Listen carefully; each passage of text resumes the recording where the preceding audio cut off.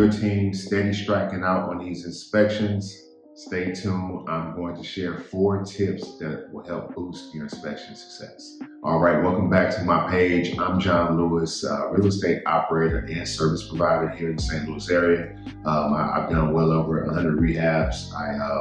I'm a leader with an organization here where we serve out-of-state clients. So I'm always doing rental property turns, and then I have my own personal portfolio that I'm always managing as well. So I'm going to share 4 tips for you to help boost that inspection success. So number 1 is going to be address the counter violations up front.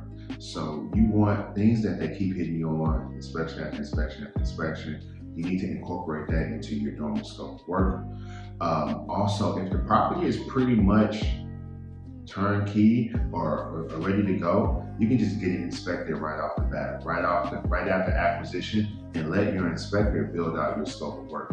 Now, you may run into some challenges if you run a management company and the county or city get wind that that's how you operate, and they don't want to deploy the manpower out for an inspection that you intentionally know that you're going to fail. So we had that happen to us, and the county ended up giving us this pamphlet of what they want us to do before we even call them out. And the reason I don't like that is because an inspector may come out and they may not even hit everything that's on their pamphlet. You literally would get different results based off of the inspector that comes out to your property.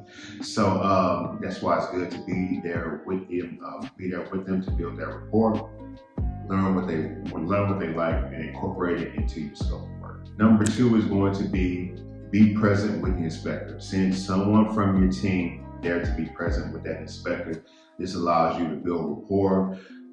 Oftentimes, whenever the inspector has allowed us to just send in pictures once we correct any violations that they gave to us, it's always been because we've had a team member there. That's whether it's occupancy or Section 8. So always make sure that you have someone there. If it's one of your MEP inspections, then you'll want to make sure that one of your MEP contractors is on site with that inspector.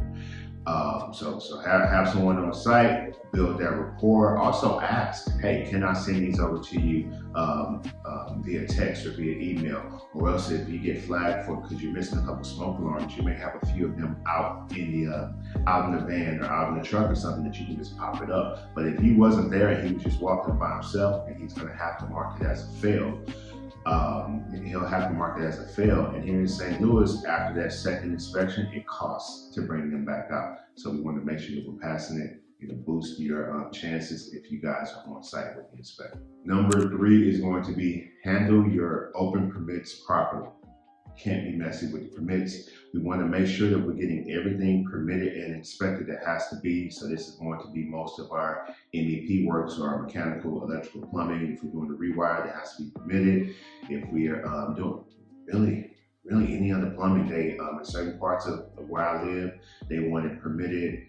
HVAC installs, they want that permitted, a stack or a water heater. If they come in to do their occupancy inspection and they see a new water heater and there's no sticker or anything like that on it, they go into their system, they don't see it, they're going to require you to get a permit. So how does that look? They're gonna fill it. And then you will have to hire a plumbing inspector that will come in and pick up wherever the last person left off. How does that look? Plumbing inspector, he will go and he'll often walk in and say, it looks good to me, or else, hey, we got some loose fittings on here, this isn't up to code, I'm gonna go ahead and get this changed, and then I'll get it permitted and inspected. Other times, everything can be perfectly fine, it's just that it's not a permitted install with the county, and before they'll give you a pass to occupancy, it needs to be on file as a permitted install. So your plumber will just go and put a permit, have the inspector come out and inspect it, cool, sign off on it, and we're done. And so we want to make sure that we're getting everything permitted that needs to be permitted, and that we're getting those permits closed out. So the permits are closed out after the final inspection. We like to call and just double check, make sure that we're good. If there's any type of certificate or paperwork, we like to get that as well for our records. Along with the past occupancy, we like to get that for our records, because once you start to work with smaller municipalities, they may not be as organized. They may not have a bunch of tech and softwares or CRMs, and they literally can be hand and paper, so things get lost. You call them back 2 weeks, hey, I'm just checking in on that past inspection from the other week. What past inspection? So you want to always, right after the inspection, see if you can get something in writing or an email showing that you passed that inspection. And number 4 is going to be understand your local rules. Know what municipality you're in. So for us, St. Louis County is one of our bigger government sectors here in St. Louis, and then you may have little smaller ones, Delta City, Berkeley, Beverly Hills, a bunch of Calverton Park, Hazelwood, a bunch of smaller areas that have their own thing. So St. Louis County, if I'm building a deck, I have to go through 4 different inspections.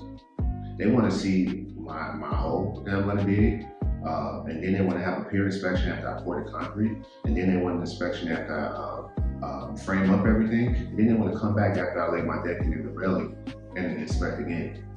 But then I may come to a smaller municipality and they may only have two inspections. So you want to know where you are. Trust me, we've had people shut us down because we were operating off of, this is what we just did a couple counties over. They're like, no, we do it this way, and we'll shut you down if you don't comply.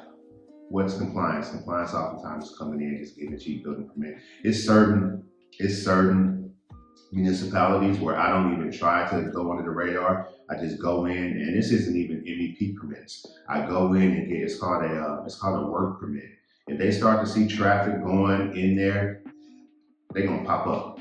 They're gonna pull up just to find out. And oftentimes these are very, very small municipalities. They don't have a lot of revenue coming to them, so they can't let you slip through because they see dollar signs. That permit that you're purchasing, that's dollar signs for that little small community or small neighborhood. So just go and get it, because they will pop up on you. They'll put a stop work order, and that takes time, and they'll threaten you, things like that. Oftentimes you can just go down there, pay a little money, get your permit, finish your project. So those are 4 tips. I want you guys to pass these inspections, all right? So we want to incorporate any common violations into your scope of work. You want to be present at inspections with the inspector. You want to properly manage your permits and inspections. And lastly, you want to know the different municipality rules. So make sure that you guys incorporate that. If you enjoyed this video, don't forget to subscribe. Don't forget to give it a like.